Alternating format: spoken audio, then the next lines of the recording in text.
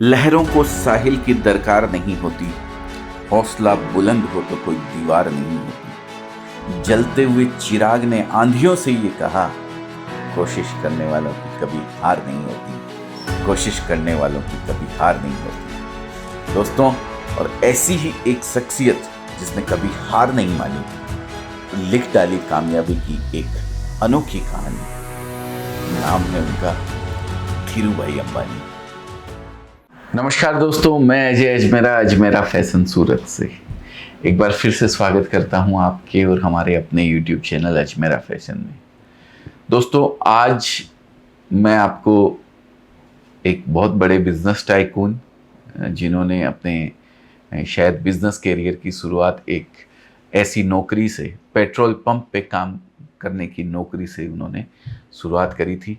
और उसके बाद शायद मेरे को इससे ज़्यादा आपको बताने की ज़रूरत नहीं पड़ेगी कि कौन सा बिजनेस टाइकून वो है जिनके बारे में आज हम बात करने वाले हैं। तो आज हम बात करने वाले हैं धीरूभाई अंबानी के बारे में।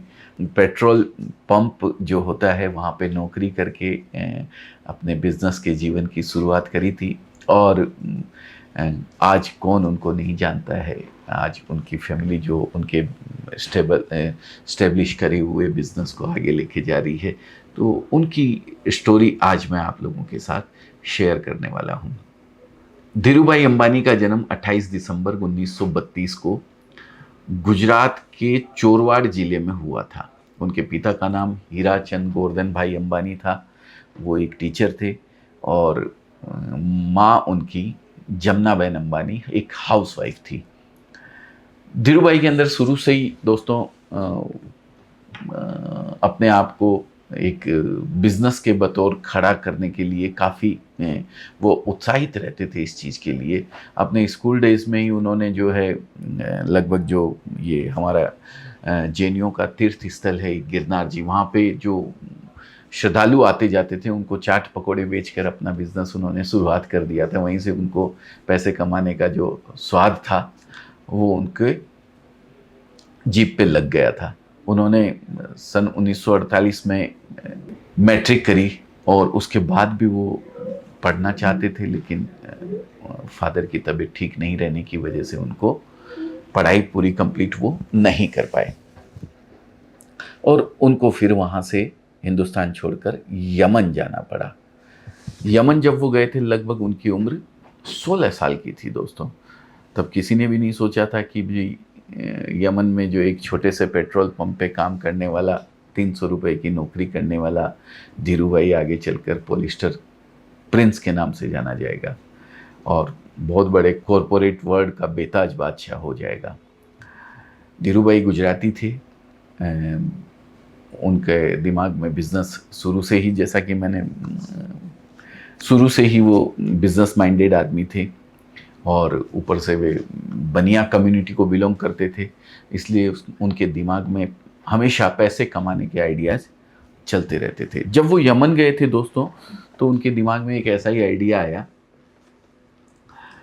चांदी के जो सिक्के वहाँ पे चलन में थे, उन सिक्कों के अंदर जो चांदी होती थी, उस चांदी की वैल्यू उस सिक्के की वैल्यू से ज़्यादा होती थी। तो उन्होंने दिमाग लगाया और उन सिक्कों को गलाना शुरू कर दिया। धीरे धीरे उन्होंने क्या किया, लंदन की एक कंपनी को उन सिक्कों को गला गला कर बेचना शुरू कर दिया।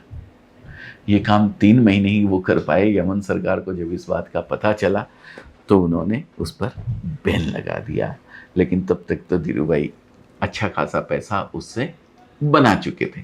इसके बाद धीरूभाई जब वो पेट्रोल पंप पे थे तो धीरे धीरे उनको प्रमोशन मिलता चला गया। कुछ ही सालों में वो उस पेट्रोल पंप पर, यमन के ये एक छोटा सा शहर था एडन, उस शहर में वो उस पेट्रोल पंप पर मैनेजर उनको बना दिया गया। तब तक उन्होंने ठीक ठाक पैसा अपना बना लिया था। अब उनके मन में बिजनेस करने की जो इच्छा थी वो और प्रबल इच्छा उनकी बिजनेस करने की शुरू से ही थी। जब पैसा उन्होंने बना लिया तो उनकी इच्छा करने लगी कि मैं अपना खुद का बिजनेस अब स्टार्ट करूं। उनका विचार था कि भी मैं लंदन से बिजनेस स्टार्ट करूं, लेकिन किसी कारणवश वो लंदन से बिजनेस स्टार्ट नहीं कर पाए और उन्होंने अपने बिजनेस की शुरुआत बॉम्बे से ही की।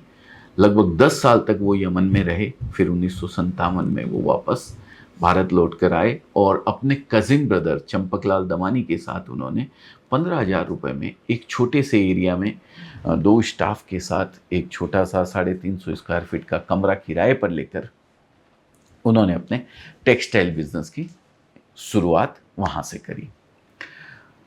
टेक्सटाइल के साथ वो जो मसाले आते हैं उन मसालों को भी वो एक्सपोर्ट करते थे।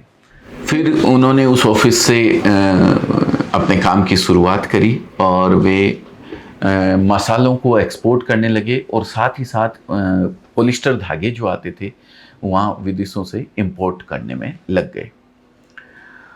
यहाँ दोस्तों थोड़ा सा मैं आपको डिटेल में ये बताना चाहूँगा कि धीरू भाई ये तो कर ही रहे थे, कपड़ों के बिजनेस में किस तरीके से वो अपने आप को लाए, क्यों उनको कपड़ों का बिजनेस करना पड़ा, इसके बारे में थोड़ा डिटेल में मैं आपको बताना चाहूँगा। एक्चुअली हुआ क्या था, जब भारत पाकिस्तान अलग अलग हुए थे तो जितना जहाँ से कॉटन का प्रोडक्शन आता था वो सब जो मेन जो जगह थी, मेन जो क्षेत्र थे जहाँ से कॉटन उगता था जहाँ पे, वो सारे के सारे पाकिस्तान में चले गए।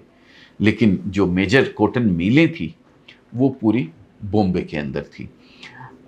इस कारण भारत में कॉटन कपड़ों की बहुत ही ज़बरदस्त डिमांड आने लग गई और इसी कपड़ों की जो शॉर्टेज थी, मतलब ये जो एक आपदा हम बोलेंगे इसको, इस आपदा को उन्होंने अवसर में कन्वर्ट किया। जब उनको दिखने लगा कि इतनी भयंकर डिमांड है, उन्होंने फॉरेन से, मतलब विदेशी बाज़ारों से पॉलिस्टर धागा इंपोर्ट करना शुरू कर दिया और उस धागे को बॉम्बे में 3 गुना दामों पर बेचना उन्होंने शुरू कर दिया। बहुत ज़बरदस्त उनको इस टेक्सटाइल के बिज़नेस में बहुत ज़बरदस्त उनको मुनाफा होने लगा।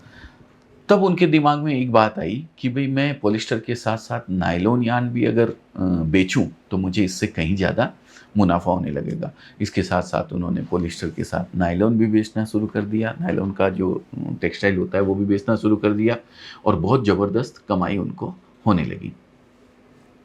अब इस बीच जो कज़िन ब्रदर दमानी थे, उनके भाई जो कज़िन भाई थे, उन दोनों के बीच में थोड़ा बहुत डिफरेंसेस जब आने लगा तो उन्होंने अपने बिज़नेस को दोनों ने अलग अलग कर लिया और धीरू भाई ने गुजरात के अहमदाबाद में, इसके बाद उन्होंने अपनी पहली टेक्सटाइल मिल अहमदाबाद से शुरू करी और उसका नाम रिलायंस टेक्सटाइल प्राइवेट लिमिटेड उन्होंने रखा और सन 1973 के अंदर इसी का नाम उन्होंने चेंज करके रिलायंस इंडस्ट्रीज लिमिटेड कर दिया। इस दौरान धीरू भाई ने अपने भाई के बेटे विमल के नाम पे एक बहुत बड़ा ब्रांड भी चालू किया, नायलॉन के कपड़ों का। वहाँ पे उन्होंने प्रोडक्शन स्टार्ट किया और बहुत ज़बरदस्त उस ब्रांड को उन्होंने हाईलाइट किया। काफ़ी जो मुंबई के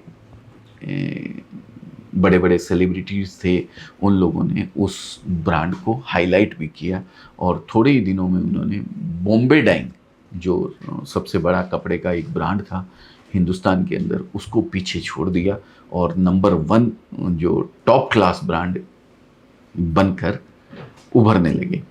विमल ब्रांड के लिए धीरू भाई को बहुत सारे अवार्ड भी बहुत सारे मिले, पुरस्कार उनको मिले और उन्होंने उस ब्रांड को बहुत अच्छे से मेंटेन करके टेक्सटाइल में एक अपनी पैठ जमानी शुरू कर दी। धीरू भाई अंबानी बैकवर्ड इंटीग्रेशन की स्ट्रेटेजी पर चलते हुए अहमदाबाद की टेक्सटाइल मिल से जामनगर में दुनिया की सबसे बड़ी क्रूड ऑयल रिफाइनरी तक का सफ़र उन्होंने तय किया। बहुत बड़ी एक रिफाइनरी उन्होंने लगाई। ये सब जो भी इनका हुआ, इनकी शुरुआत टेक्सटाइल से ही, जैसा कि मैंने आपको बताया। आज बड़ी जो रिफाइनरी लगती है उसमें भी जो इन्वेस्टमेंट इनको चाहिए था वो सब रिलायंस इंडस्ट्रीज़ के रिलायंस जो टेक्सटाइल से जिन्होंने शुरू किया था, वहीं से ये सब पैसा भी इनके पास में आया। तो दोस्तों, कुछ इस तरीके से धीरू भाई अंबानी ने अपने टेक्सटाइल बिजनेस की शुरुआत की और देखते ही देखते भारत के ही नहीं, दुनिया के सबसे बड़े खिलाड़ियों में, बिजनेस खिलाड़ियों में शुमार हो गए। तो दोस्तों, ये थी धीरू भाई अंबानी की कहानी, जो टेक्सटाइल इंडस्ट्री से जुड़कर जिन्होंने अपने आप को बहुत बड़े एक कॉरपोरेट वर्ल्ड में अपने आप को स्थापित किया और लगभग ये समझो हिंदुस्तान में ही नहीं, दुनिया के टॉप 10 में शायद आज उनका परिवार, उनकी फैमिली शुमार है। और अगर मैं टॉप 10 की जगह टॉप 5 में भी अगर उनका नाम लूँ तो कोई अतिशयोक्ति नहीं होगी। बहुत बड़े कॉरपोरेट वर्ल्ड से आज वो बिलोंग करते हैं और आज तो टेक्सटाइल के अलावा भी बहुत सारे उनके बिजनेस है।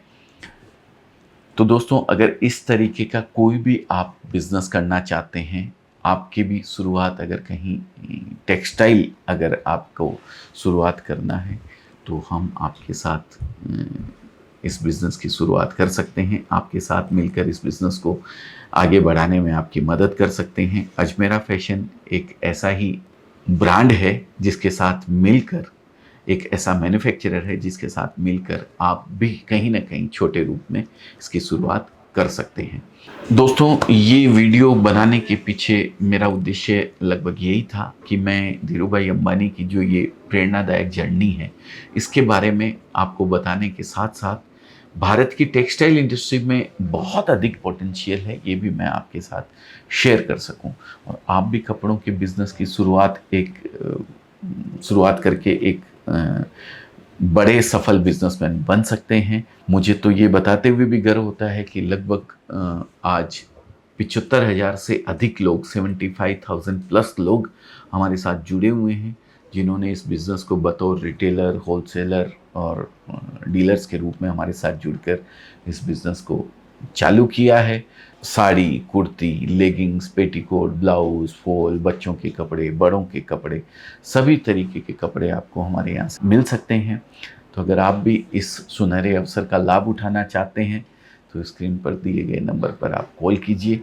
हमारी टीम आपको पूरी तरीके से सपोर्ट करेगी और बताएगी कि आप किस तरीके से अपना बिजनेस हमारे साथ जुड़कर स्टार्ट कर सकते हैं। बहुत बहुत धन्यवाद। नमस्कार दोस्तों।